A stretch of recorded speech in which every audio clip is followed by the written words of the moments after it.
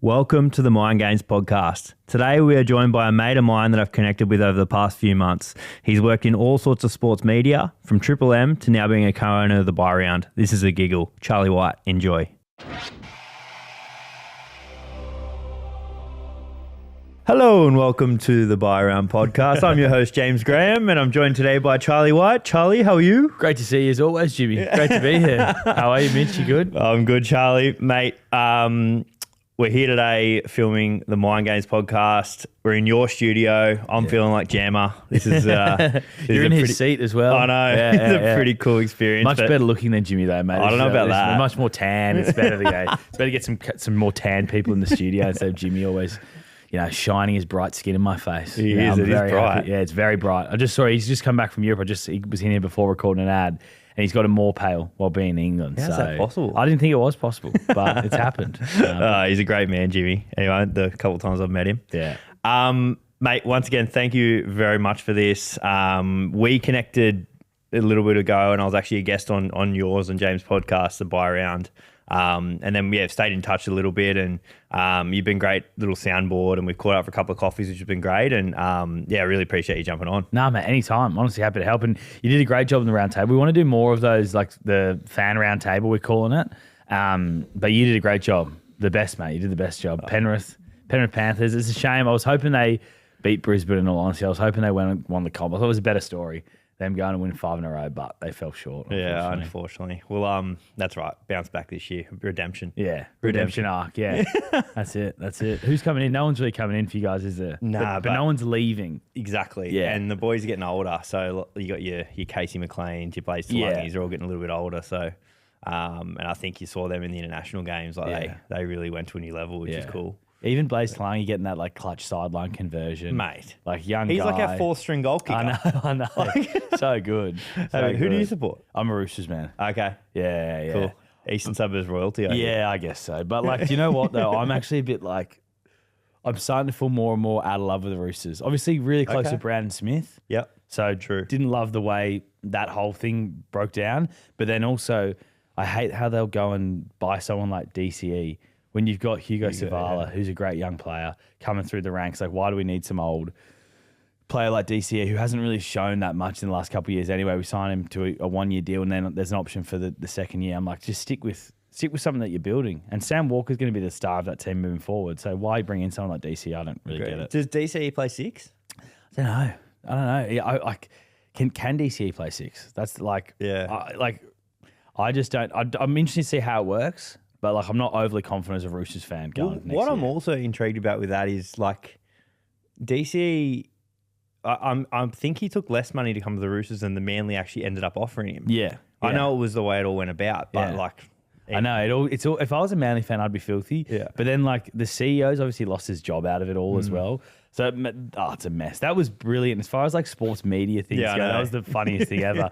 You had one show DCE say he's leaving, and then on the other show on 360 you had Tony Mestrov saying that we were going to offer DCE more years. It was an absolute mess. That was one of my favourite moments of the year. I bet he's pretty good at created a few shows around it, which is cool. Mate, anyway, who cares about that? Yeah. Let's talk about you. Mate, so Eastern Suburbs royalty. Tell me about Charlie White. Where are you from? I was born in England. Okay. Born in England. Whereabouts? Born in Reading.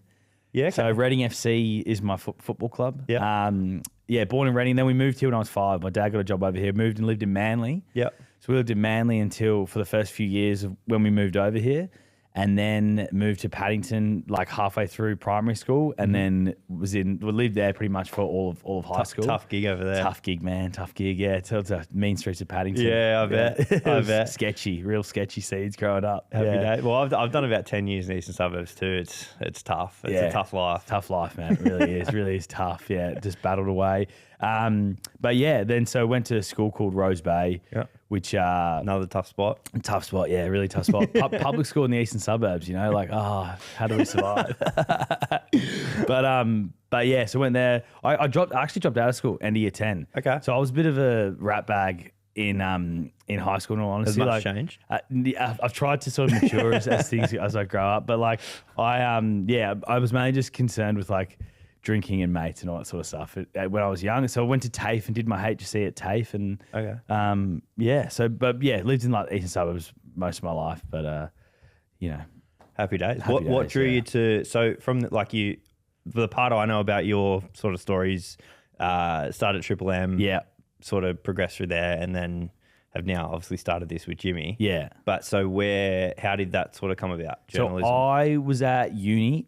So to go back, so I did my HC at TAFE, got an ATAR, even though it's not like the same as normal school, but Yeah. got an ATAR. And then I went traveling with my mates for like 6 months in Europe when we were 19. We finished school, like worked, saved money, and then went traveling. Yeah. And then while I was over there, my mum just kept calling me. And like she really wanted me to go to uni, and she just kept calling me and like sending me different courses and stuff. And then eventually she sent me one. And I was like, all right, whatever, I'll just do that one. So then you can stop calling me about it while I'm on holidays. Yeah. So then I signed up to do this like media course at UTS. And then while I was at uni, my sister was working at Triple M in like promotions, which is for people that aren't across like radio. Basically, it's like you take events and you organize them, or if like, I don't know, if a radio show wants to do a stunt on air, the promotions team are the ones that like are in the background organizing it, booking venues, all that sort of stuff. Just marketing, basically. And so there was a street team job going. So I joined the street team, which is basically like you're just doing random different errands. Like you might go to Mitre 10 and hand out cans of Coke.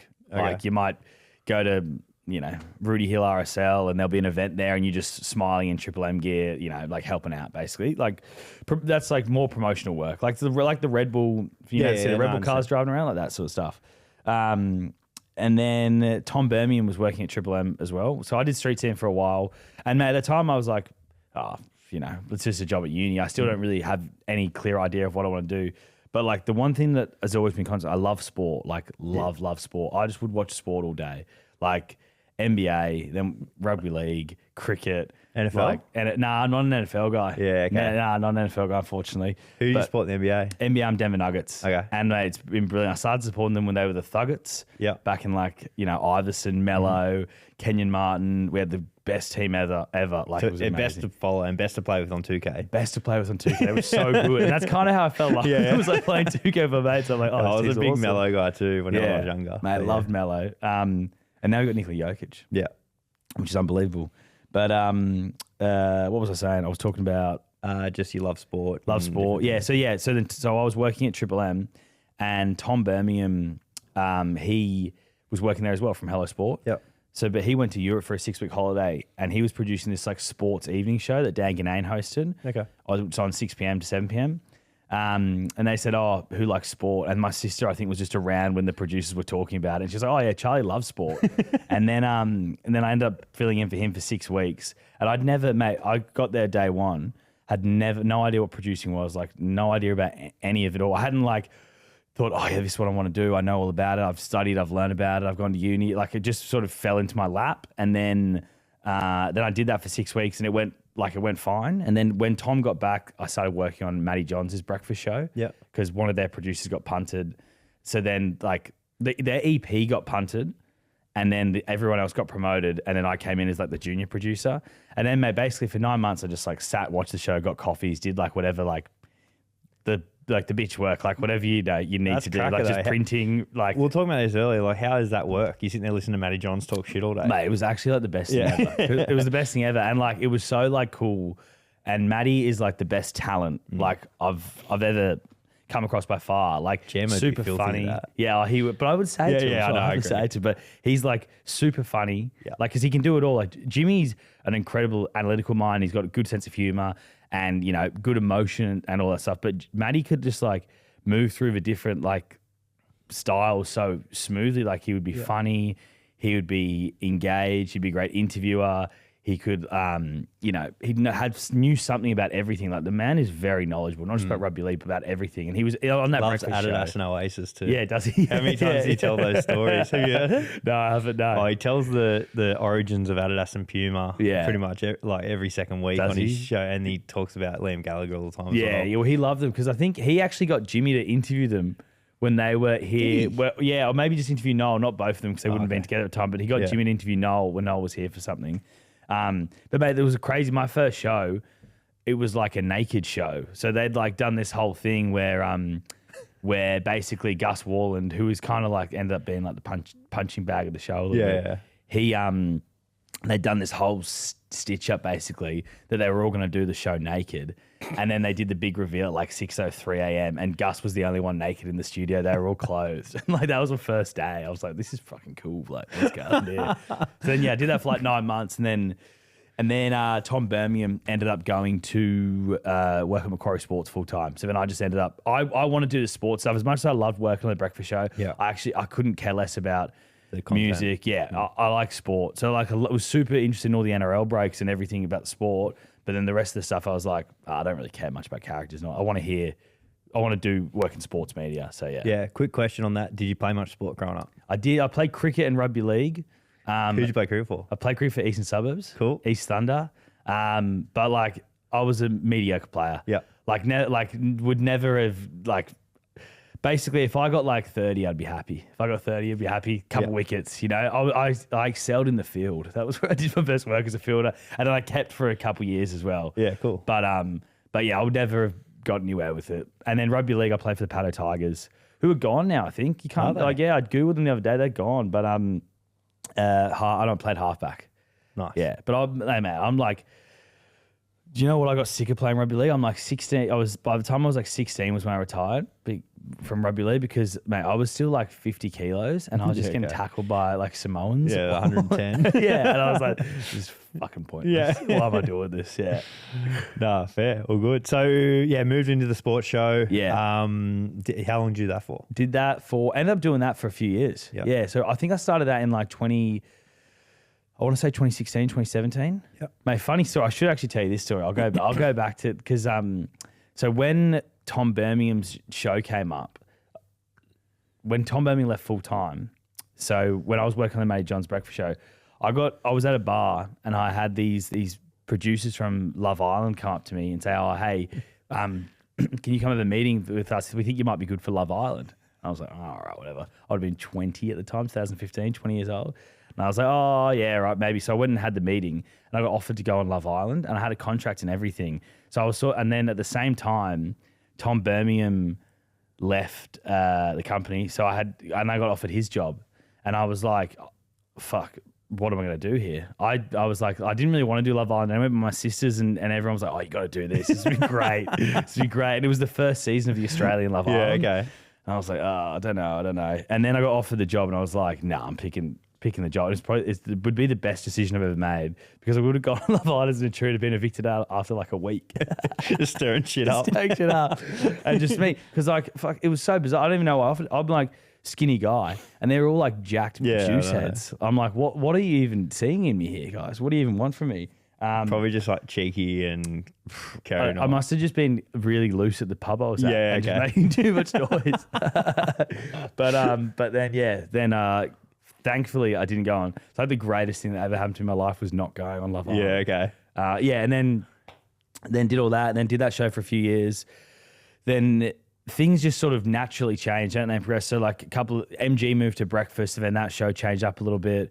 I met Jimmy, like Jimmy was coming on shows and stuff. And then Jimmy moved to England, but before he did, he's like, oh, mate, I'd love to get into media when I'm back. So we kind of kept in contact. Awesome. And then when he came back from England, there was like a couple different movements on talent and stuff. So there was a good opportunity for him to come in. And he came in, he started off small, like he would come in and do like the last hour of the Sunday show. And then that big Paul Kent Anthony Maroon blow up happened, which was good for Jimmy in the end because he ended up getting like more opportunities out of it with Triple M.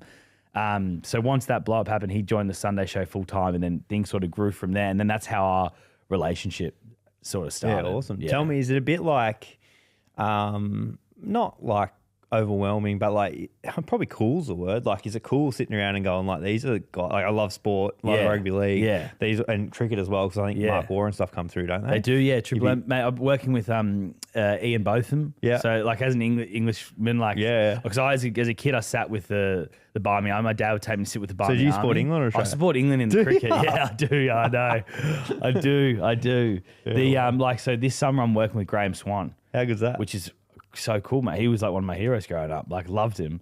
And we got that's pretty cool. Like my true hero of sport growing up was Kevin Peterson. I met him.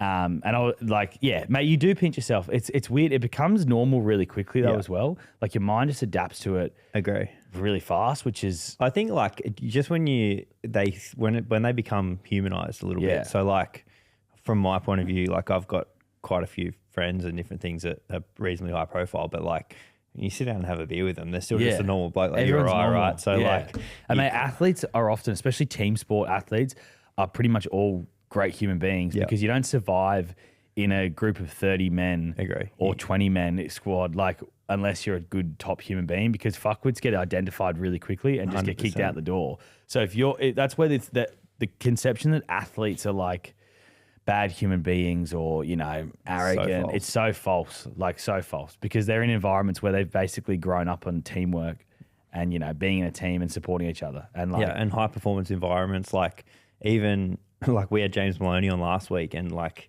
he was even talking about a few different things, like his last year of State of Origin was 2019. He didn't play game 1. Yeah. Came in for game 2, and he was explaining how like a really cool moment for him that he's always held on to is Brandy Alexander sort of spoke about how the whole environment changed when he went into camp, and he heard him say it in media, and that's something that's always stuck with him. And just in terms of like, that high performance environment, these guys that have grown up in these environments that are going to the top, like as you said, there's a no dickhead policy essentially. And that culture is the biggest piece of it. 100%. The biggest piece of it. 100%. And then like you even can see it really clearly working in radio, because we have like comedians roll through and like actors, rock stars. They are all flogs. Yeah, pretty much all flogs. Like who's the coolest you've met in that regard? In terms of comedians and things like that, musicians, rock stars, and actors. That's a great question. We had Ryan Reynolds when he was doing Deadpool in studio for Grill Team, which was Matty John's breakfast show. So him and someone else was in that. Someone else, or did he do a movie with someone else? Was it Matt Damon? Did Matt Damon and him do a movie? Maybe it might have been the two. It might have been the two of them came in at the same time. Yeah. But I remember meeting Ryan Reynolds. 'Cause I had to go downstairs to like the lobby and bring them upstairs, which was pretty cool. But mate, they're all flogs. Honestly, all the Hollywood people, they're all flogs. They think they're super important. Rock stars are the worst breed. If I'm being honest. Yeah. Like, rock stars come in. They're always on the come down when they're always on the come down, and especially if they're coming in breakfast radio, they're like, ugh, give you nothing. They're cooked. Like, there's no point interviewing a rock star until after like 2 p.m. Yeah. Like, and you get some good ones came through Triple M, but like I'm so bad with rock music, I couldn't even name. So they come in, and I wouldn't even know who they are. Yeah. It's probably better. It's better. Yeah, it's way better. Comedians are interesting though, because they don't suit teams at all, because everything they've done pretty much has been off their own back. And this is obviously generalizing, but this is just the comedians that I've seen come through Triple M. Everything they've done is off their own back. So as soon as they're placed in a team environment, an on-air team environment, they don't suit it, because they're always just thinking about what they're going to say and their punchline and how they're going to get to this joke. And it just doesn't make for good radio, and it doesn't make for a good personality, because they've done it all off their own back. They sort of have this view of themselves that they can do it. Like they are a great comedic mind, and everyone should listen to what they say. And it doesn't suit team environments, and they end up becoming they're more diva-y, like more of a diva than any other type of performer, which is interesting. Like you think comedians are, oh, funny larrikins, like they're going to be great. But no, it's like the opposite. Wow, there you go. Yeah. That's awesome. Yeah. Cool. Mate, then obviously, I guess a few years of that, you're still at Triple M now. Still at Triple M, yeah. But you and Jimmy and a third person, I believe, started the buy round? Yes, Anthony. So the three of us, so me, Jimmy and Anthony.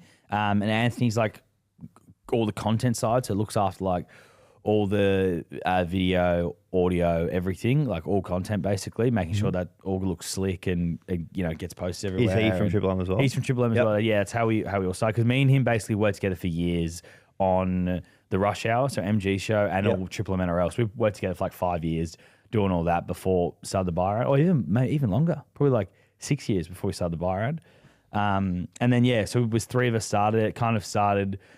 Jimmy was like, "Oh, I want to start a podcast," and I was like, "Oh, mate, you totally should, like, go for it." And he's like, "Man, I got no idea how to. Could you help me?" And I was like, "Yeah, of course I'll help you." And then I sort of started as nothing. I was like, "Oh yeah, we'll help Jimmy do this thing. Me and Anthony, we'll help him do his thing. Probably nothing will come of it. We'll do a few episodes, see how it goes." But then we did the first episode, and he'd lined up Sam Burgess, And mate, the first episode got like 20,000 downloads, like 30,000 views on YouTube, like just insane numbers. And we're like, oh, there might be something Was here. there any promotion behind it, or that's just crazy? Posted it, mate. We just posted it. Like it's incredible. Like I created the feed, posted the podcast. All right, we'll see what happens. We posted a couple of social media clips. That was all the promotion, and it just like exploded. And then we did for about probably 6 months. We just did interviews. So we did interviews once a week, and then a sponsor came to us and they said, "Oh, we'd love to partner up more with you guys, but it would suit us better if it was a preview show." Yeah. And we were like, yeah, sweet. So we added a preview show, and it was just me and Jimmy talking shit. And at that point, is that when you first came on? Yeah, that was when I first came on. And at that point, I'd never done any on-air stuff except for like going in on segments and talking as a producer. Just like that was the level I've done. I hadn't done anything more than that. And then, so then we started doing that. We did that for it would have been during the World Cup in England, I reckon. So when was that? 2023. Yeah.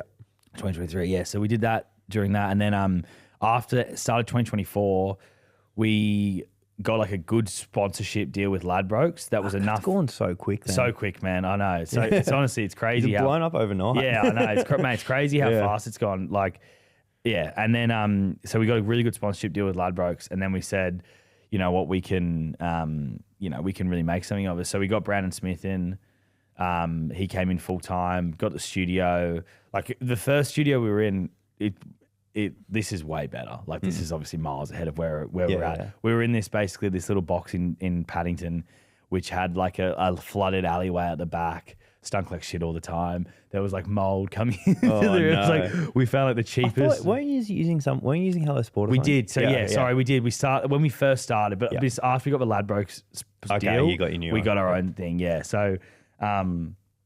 We're in this. We were in actually Hello Sport and Bloke in a bit, and that was great. Like the Hello Sport looked after us so well, and so did Bloke. Like, and that's kind of what they do. Like Bloke, I heard Matty the Water Boy was on a podcast. I was listening. To the other day with the Plain Simple Boys who do that show here, and how much like they just let people use the studio and stuff, and they were so good to us, like so good to us. And you've passed that on now. Yeah, exactly. Yeah, 100%. Like, and we don't charge anyone to use the studio. It's like, just come use it if you want to, because it makes a big difference. And like you want to be able to the biggest thing when starting a podcast is like getting the audio right, getting the vision right, like getting it look good, sound good, and then consistent content. They're like the three biggest things of a podcast. And so to let someone use it makes like a huge difference to the Well, I wouldn't have like the boys are really super generous. Let me like use the other studio that I use as well. Yeah. That we use, but like I wouldn't have a clue about any of that sort of stuff. Yeah. And like, so it's a good way of just getting in. And then once you get in there, you kind of realize it's not that complicated, the setup. Like,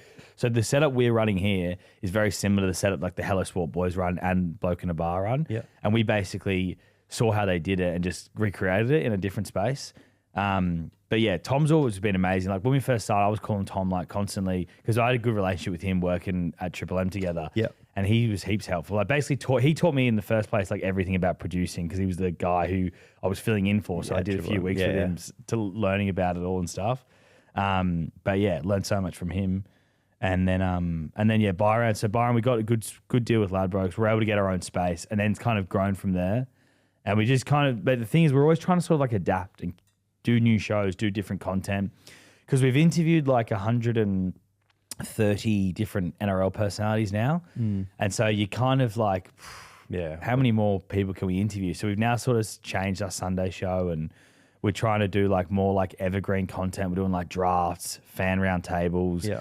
We did a little mini thing with Chamis where it was like the 10 biggest stories of the decade. That was awesome. I love that. And people loved it. And it's like, so you gotta keep adapting. You can't just keep relying on what you're doing. You just, people are gonna like it, people are gonna keep listening. So we're trying to keep things fresh. Yeah. Probably look to bring in some different talent next year as well, just keep things fresh. So stay tuned for that. And then then more like we had a little crack at producing other shows as well.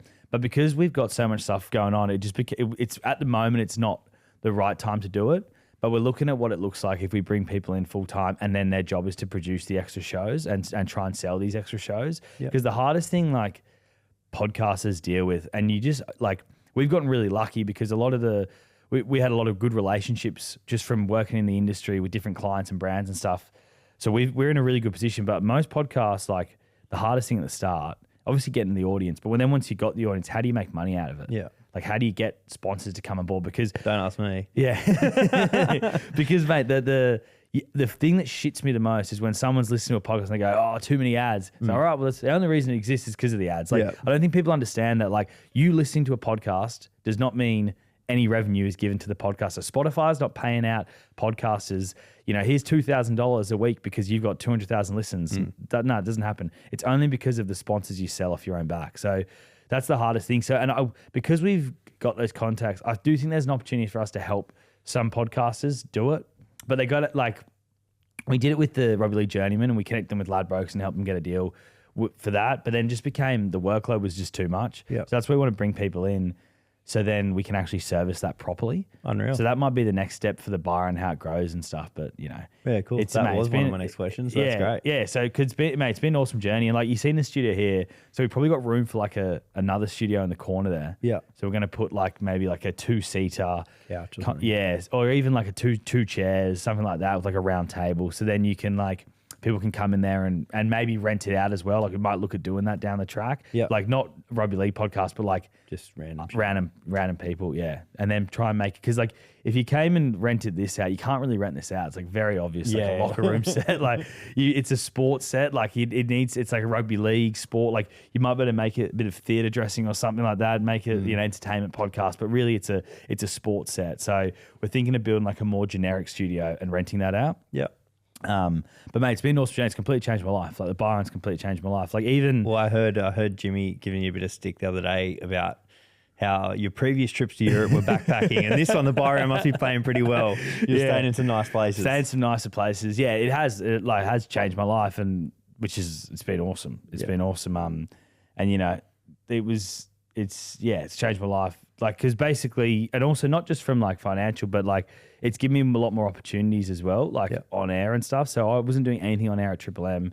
And then now this year coming, I'm now going to be hosting all of their podcasts and stuff as well. Oh, wow. So that's like all that stuff's kind of come out from the buy round. So that's been really good. And It's a big thing, right? The more you do, the more opportunities that sort of come up. mate, So- 100%, 100%. And I'm never been a good person like, oh yeah, hey, I want to do this. This is like I've always been a bit more like just try and hope things happen, and you do the work and then things will happen rather than like try and angle for things. And you do have to do that though. Yeah. Like it's actually probably like something I'm not very good at, which if I sort of push for things, I could probably get more opportunities, but like it's not my personality. Okay. I just find it a bit uncomfortable, like putting my hand up and be like, oh yeah, I want to do this. I'd rather like it just sort of organically happen. It's interesting for someone like pretty outgoing person like you, to hear that. Yeah. But I think I'm probably I'm probably not really the same. If I think I can do something, I'll have a crack and try to put my hand up for it. But yeah, it's interesting. There's different personality types, of different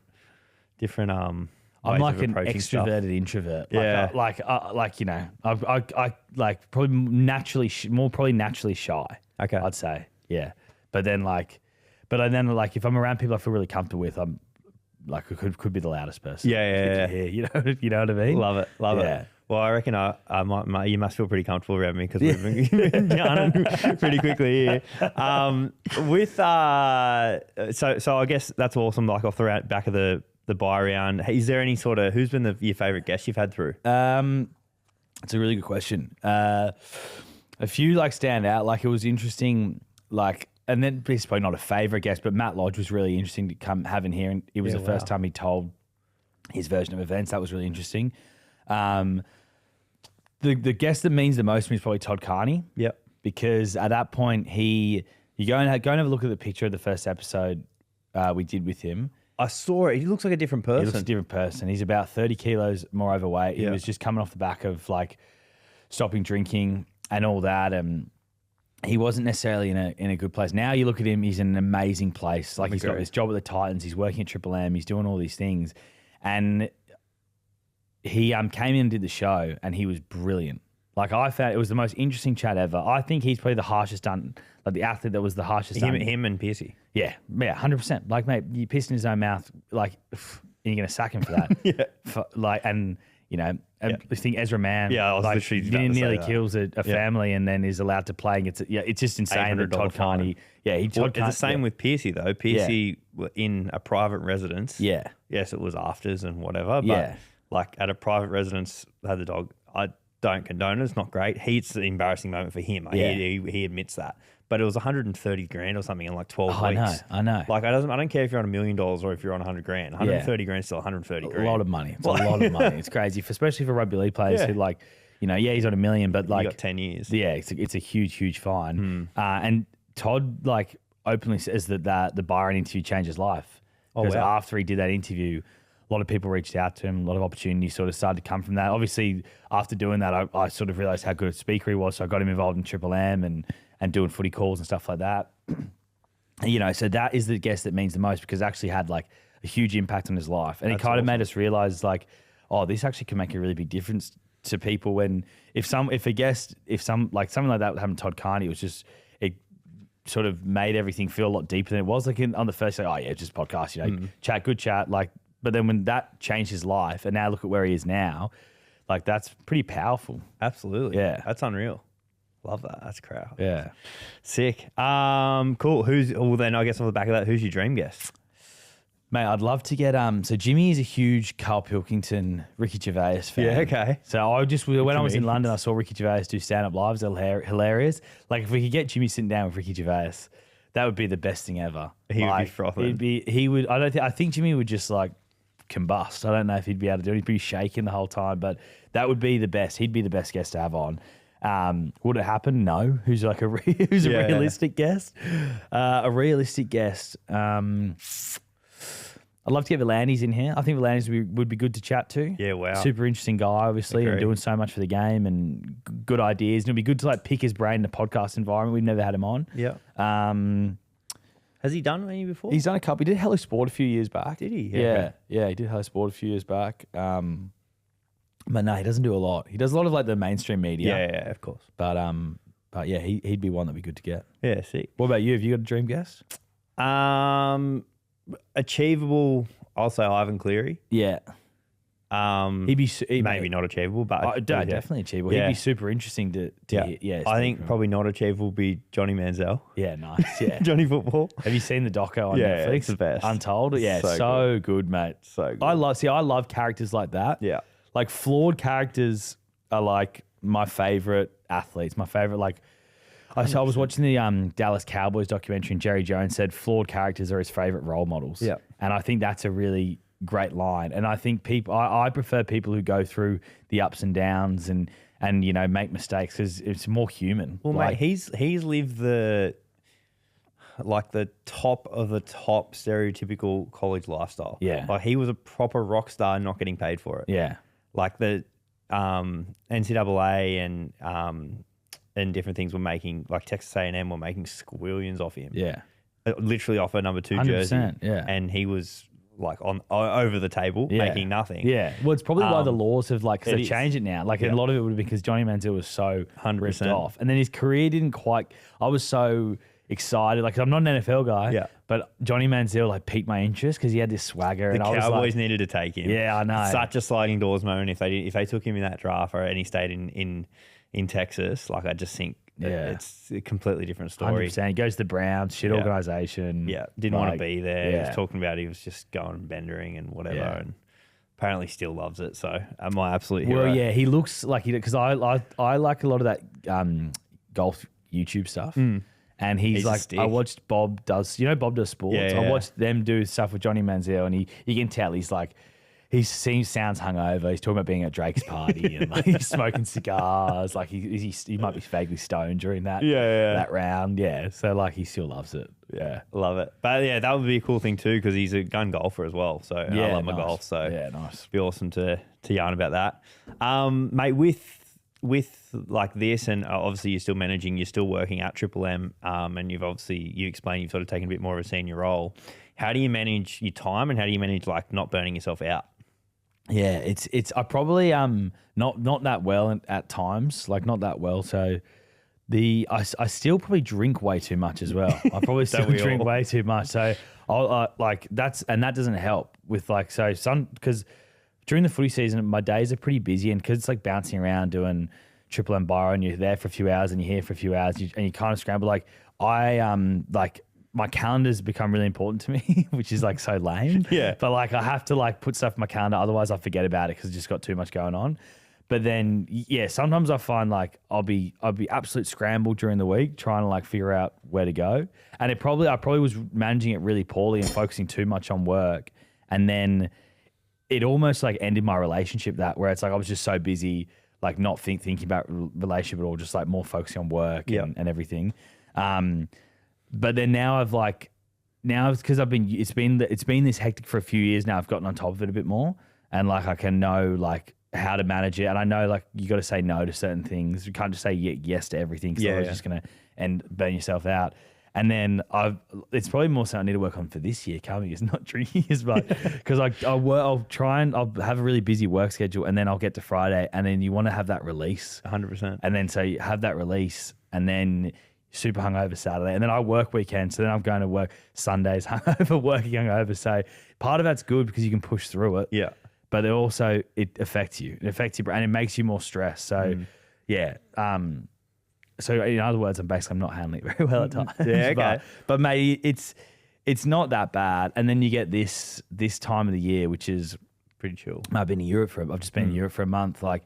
And now I'm doing a couple podcasts a week. Like, and obviously the relationship's better because you're now engaged. I'm now Congratulations, engaged. mate. Yeah, exactly. So, Welcome to the club. So as betrothed now, mate. So that's all downhill from here. No, it's up. It's all actually uphill's not probably the right word. Uphill, but uphill sounds hard. It's all positive, it's all right? It's all positive. It's all sunshine. That's what I tell my rainbows. fiance too. It's all positive now. Have you got a wedding date in mind? Yeah, we're booked. 22nd August. 22nd next August. year. Yeah, nice. Yeah. See, we're both what's it called when you're not type A? Is it type B? What's the personality where you're like not very organized? Is that type B? I think so. I don't know. Yeah, whatever. It doesn't matter. But yeah, we're both not very organized. Yeah, okay. So then we'll probably end up getting married in like 10 years. Yeah. Okay. Well, if type A's are super organized, that's my partner. Perfect. That's Kate. And You're type I'm just B. go with the flow. Yeah, go with the flow. Yeah, well then she can organise it all. Then. That's well, perfect. she has already. So that's Thanks, why Kate. I'm hoping, because Siobhan's not working at the moment, so I'm hoping that she can sort of take the heavy lifting and organise it. But we'll see. We'll see what happens. Love it.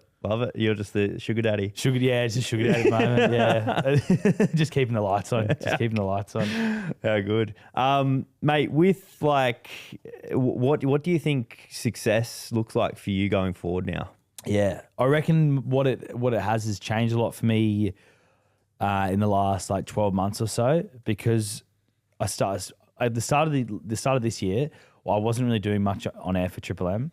And now starting to do more stuff. So I think I want to pursue that area a lot more. Okay. And doing more hosting of shows and podcasts and stuff. And I did a little bit of sideline commentary for Triple M this year. I did a few games of that. How So on the sideline doing that stuff. You know what as well, and this is just from afar, like obviously I'm a consumer of the Byron content, but kind of even noticed midway through last year, what's the word? Probably not cheeky, but like you just were way more confident, I reckon, on the camera, like on the mic, like a few.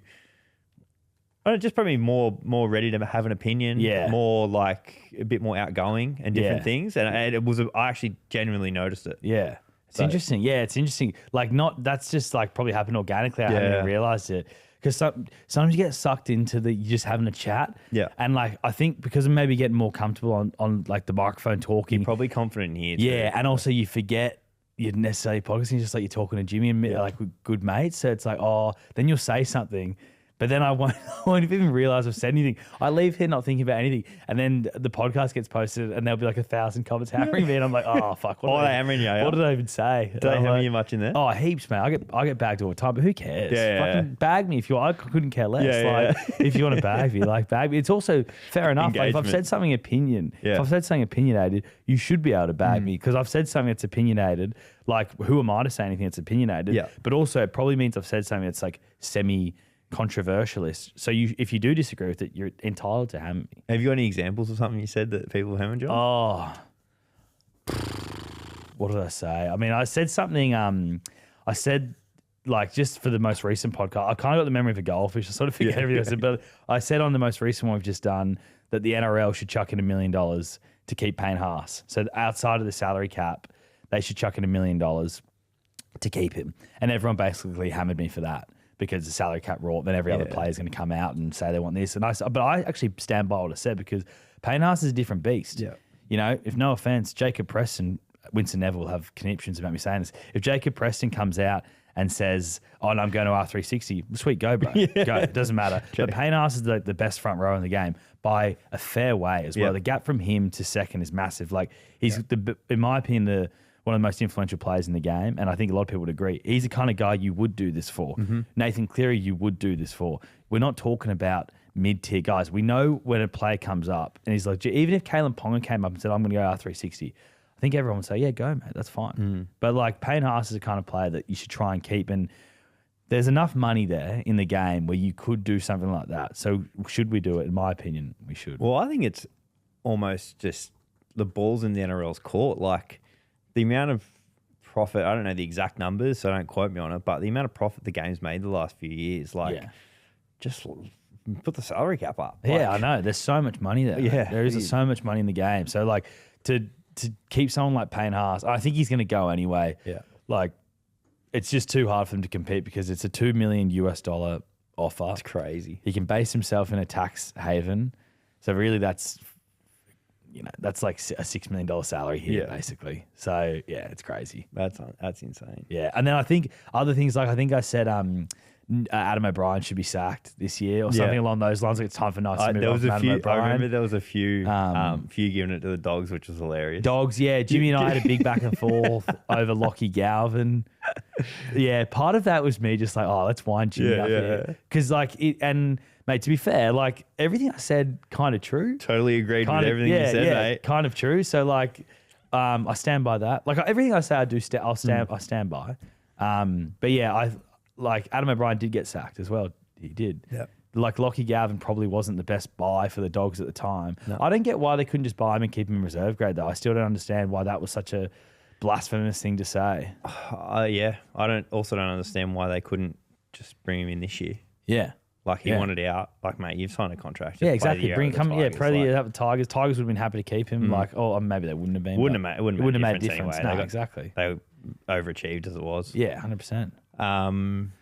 I'd try. You know what? I do try and not be too opinionated though as well. Yeah, because like, who cares? Yeah, I know. Who cares what I say? You know what I mean? But like, it just comes out. Well, that's where when I first started doing this, like, so good mates with Justin Horro, play golf. Yeah, with him he's a legend, Justin Horro as well. Yeah. So he was doing a similar thing where it wasn't the same as what you guys did with a fan roundtable, but it was it was like fan bunker. So essentially, we were asking questions to like Laurie Daly, Will Mason, I saw all the stuff. It was awesome. Yeah, and Josh Reynolds, I think it was. Yeah. And he was like, mate, he rang me, mate, I've got an opportunity. Do you want to do it? And I was like, oh, not really. Like, no one wants to listen to me talk about rugby league. He's like, mate, you chew my ear off about shit every weekend. Like, come do it. I was like, all right, I'll do it. So in my head, it was the same as you. Like, no one wants to listen to me talk about rugby league, which they still don't. I still stand by that. But so did that, did a couple of things with a few guys that I met off the back of it, like Hectic Fred and stuff. Yeah. And then I was kind of like, I had a few people going like, you should have a crack at doing something. And I was like, well, what's my point of difference? And I didn't really have one. I was like, played reasonable level of sport in a few different sports, but like, what is my point of difference? But I've worked in the sporting goods industry my whole life. So I was kind of like, all right, well, I'm interested in mindset. The lessons I'm learning about business, essentially stuff I learned in junior sport. So it's funny how you can tie things back, and that's kind of what brought this upon.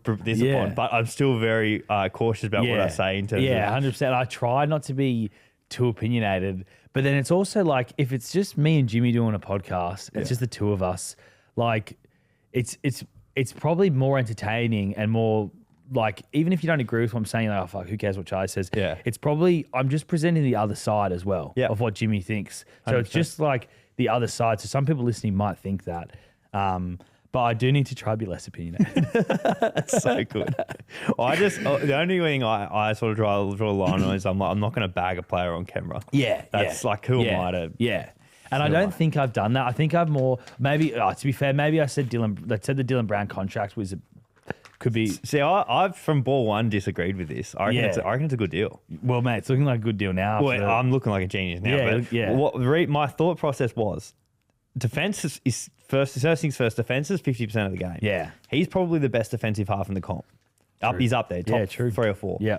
Secondly, the Knights, if they were to one, keep KP, and 2, move the needle forward because they're one of the worst squads in the comp at the moment. They won the wooden spoon.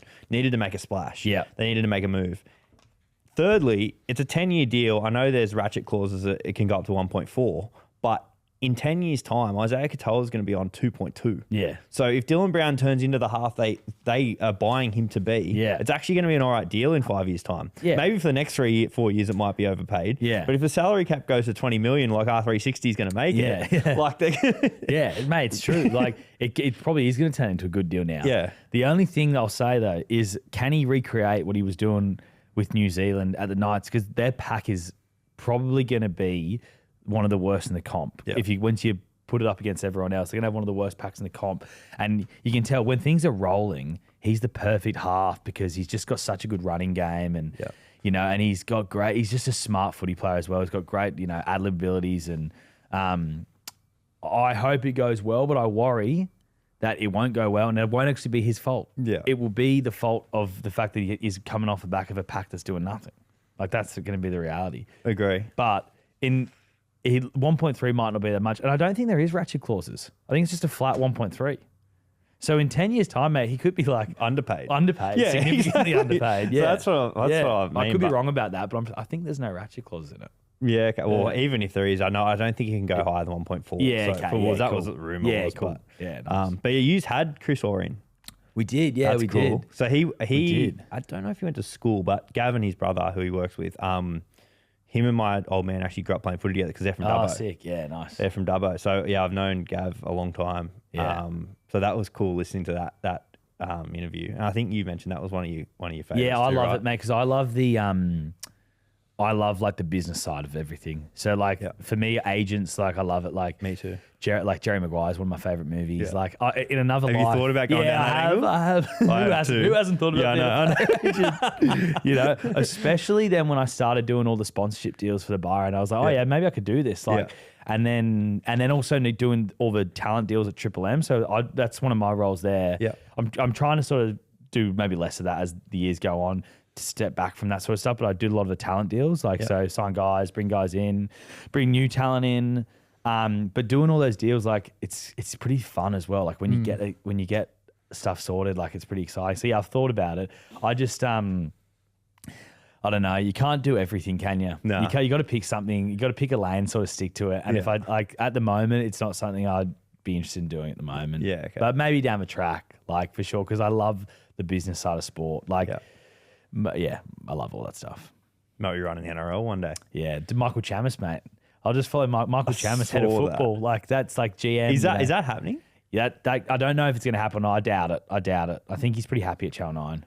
Yeah, I don't think they can afford to. I heard a little whisper that for a pretty good source, actually, I won't say who it was, but that a rival threw the kitchen sink at him a couple of years ago financially, and he walked into Sydney Morning Herald and basically said, this is what I've been offered, and they went, yep, sweet, and he walked out that day with a new contract. Yeah, right. Yeah, wow. So, yeah. Well, mate, he's the best journo in the game, in my opinion now. Like, he's breaking the most stories, but also he, like, articulates himself really well. It's probably, like, I hope none of the other journos hear this, but but I think he's the best. I think he's the best.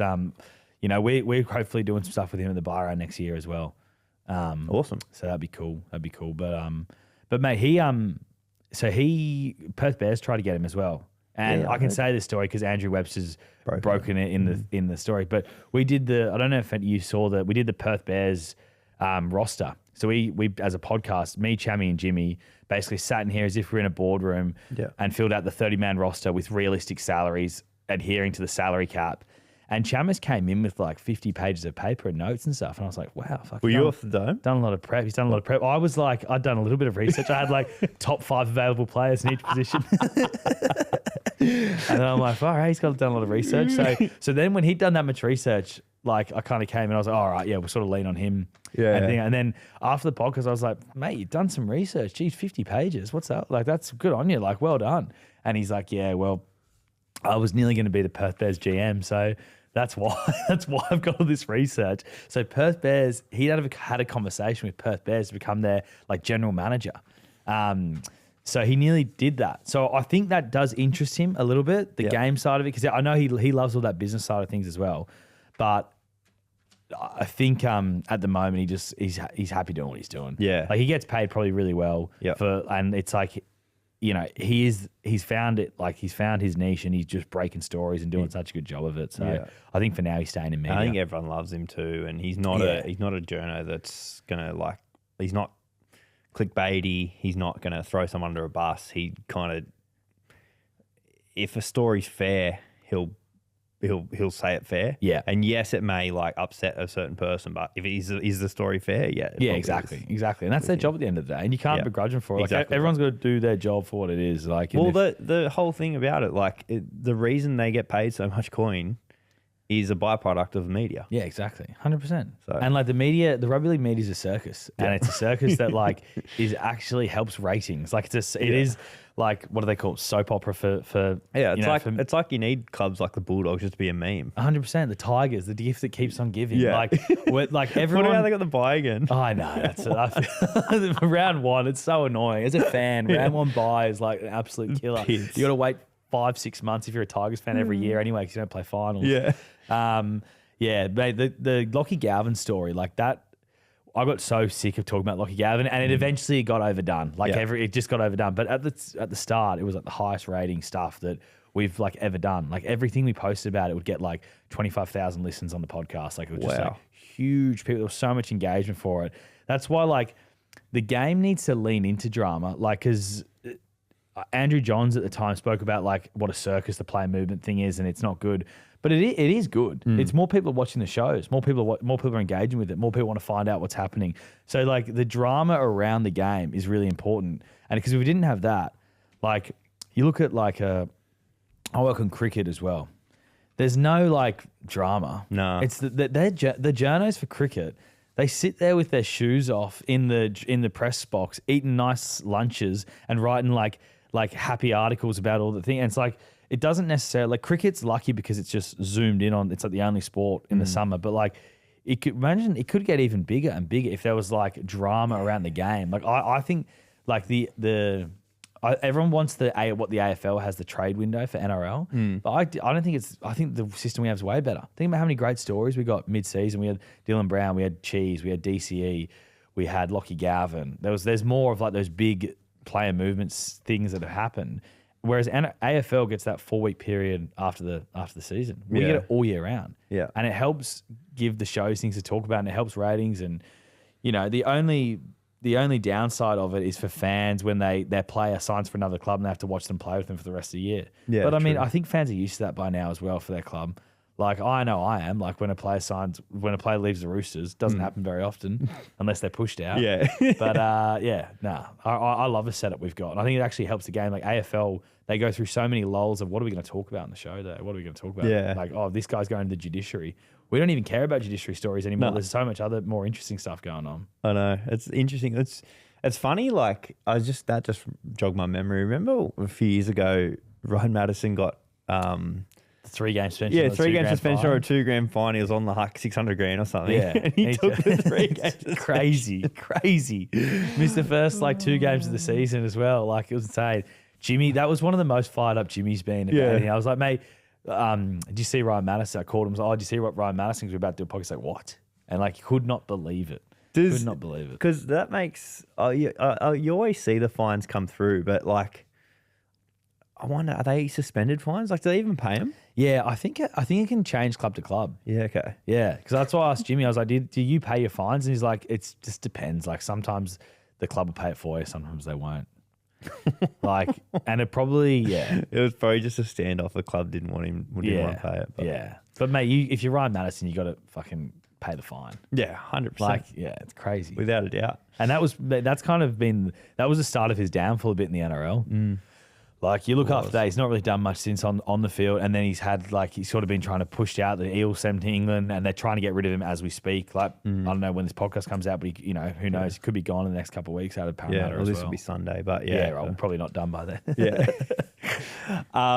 mate, cool. With I guess the buy round, like what do you see? I know you did like that race, the Burt Journo race, different things like that. Yeah. Is there much evolution around like, are you going to do vlogs? Is it going to be like live streams, things like that sort of going forward? So I love like Barstool Sport.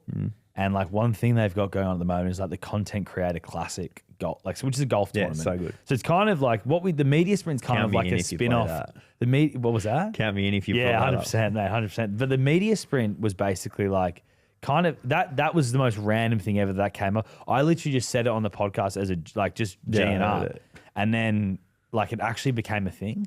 Like, and I called so after it. Like I got a bit. I reckon I've got a bit of ADD, but I can get super focused on something and then like get really focused on it. And the media sprint, like actually, like I said it, and I was like, oh, it's actually a good idea. It's piqued my interest and got really into it. So then I sorted it all out in a couple of days. Just like rang heaps of people, rang Core Stadium, and got it all locked in. And I was like, oh, we can do it then. But like it's kind of a spin off of like those Barstool Sports content creator competitions. So I do want to do more of that. Like, and have the journos compete in other things as well. So, like, we work with this guy called Sam Rigney on that. He's like Center House Media. And I think I want to do like one of those sort of once a month, do like a different out of studio competition style video. And, you know, we didn't make any money out of the media sprint. We lost money out of it because of the production cost that it cost to do. But you can get those sort of things sponsored. And we were just trying to like build it. Like the last minute we got offered a sponsorship for it and I said no to it because they wanted the race to be called the brand's name. Okay. And it was so close to the finish line, already sort of in my head, we were parting with that money anyway. It was a lot, like it was a loss. So I was like, nah, we don't want to change the name just because this company wants it.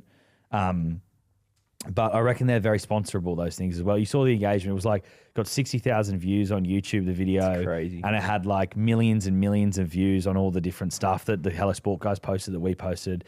So the power of like that collaboration with all the different podcasts is huge. And like people also love seeing like not athletes compete at sport. Agree. Like it's not, doesn't have, that's the thing with sports media. It's like, there's a bit of an opportunity now for like just your average Joes competing at sport and filming it. It's like, there's this cricket page, which is a backyard cricket on Instagram. It's just these guys, they're all right at cricket, but they're not that good. And they're just playing backyard cricket. Millions and millions of people are watching them play backyard cricket. Like, and they would look like so out of place on a playing grade level cricket almost for like in Sydney.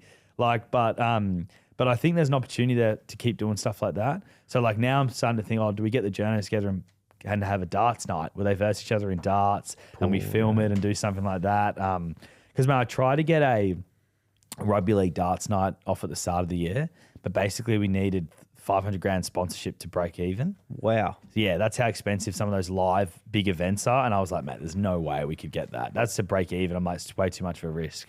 Holy. So I might try and like peel that back and just do a darts night at like a pub with like 8 people, no crowd, no like big song and dance, just like film it in a pub, like YouTube style. You know, that's the kind of more the vibe. So I want to do more of that stuff because it went really well. And also it's a quite fun stuff to work on. Like the point of this is like, we can do whatever we want here because it's ours. So why don't we just do fun, cool shit that, you know, interests you, that actually interests us. Yeah. Absolutely. Yeah. Sick. Awesome. Mate, 3 quick questions. Yeah. What if 16-year-old Charlie walked through the door? What are you telling him? Stop smoking weed. Yeah, stop smoking weed. Holy. So that's probably that. What else would I tell him? I'd say, mate, if you do stop smoking weed, good things happen. Oh, that's so good. That's the best thing I've ever heard. Yeah, that would be the main thing. Mate, in all honesty, at school, I was like such a rat bag. I was, you know, just all I cared about was mates and also, as I said earlier, I was smoking weed like every day, like just an absolute delinquent. So like that's what I would tell him. Stop doing that. And then apart from that, just good things are coming. Good things are coming. Love it. What's your go-to cheat meal? Good question. Good question. Mate, I don't mind a bit of Macca's. Don't mind a bit of Macca's. What's your Macca's order? Macca's order is quarter pounder, large quarter pounder meal. I get a water as a drink to just feel healthy in amongst it. Yeah, right. And then I'll get 10 nuggets as well. Love it. And that would sauce? that's my sweet and sour sauce, of course. Yeah. And that's my That's like my go-to drunk meal as well. Because I live in King's Cross and like there's a Macca's in King's Cross. So every time I come home from a night out, pretty much go there. Yeah. Beautiful. Sweetheart's Rooftop on the way. Yeah, maybe. Earlier. Yeah, maybe. Normally once I got my Macca's, that's home time. Yeah, okay. Walk down the hill with my Macca's. Yeah. Beautiful. Do you play any golf? Mate, so I was playing golf heaps and I was Yeah. playing it once a week in 2023 and I was loving it, getting really into it. But then work just got too busy. Yeah, okay. So I'm trying to get back into it in summer. I'm going to try and play like once a week. But we'll go over hit it. Yeah, mate, let's we'll do it. No, that'd be awesome. Yeah, because I played it once, this year, and I'm terrible. I'm like back to square one, which is heartbreaking. I was actually getting like semi all right at it. It's a brutal sport. It's a brutal sport, man. I was so flat because I'm like, world. I mean, to be fair, I hadn't played in 2 years, so I don't know what I was expecting. Yeah. But this summer I might try play like once a week. Yeah, sounds good. Yeah. Well, then my question to that is, what you go, your dream golf foursome? So you and three others, dead or alive, any golf course you want. Yeah, all right. I'm going to go me. Yeah. Obviously, is one of them. I'm adding just three then. Yeah, just three. three. David Beckham. Love it. David Beckham. He was my one of my sporting heroes growing up. Loved him. Then I'd go Ricky Gervais, super interesting guy.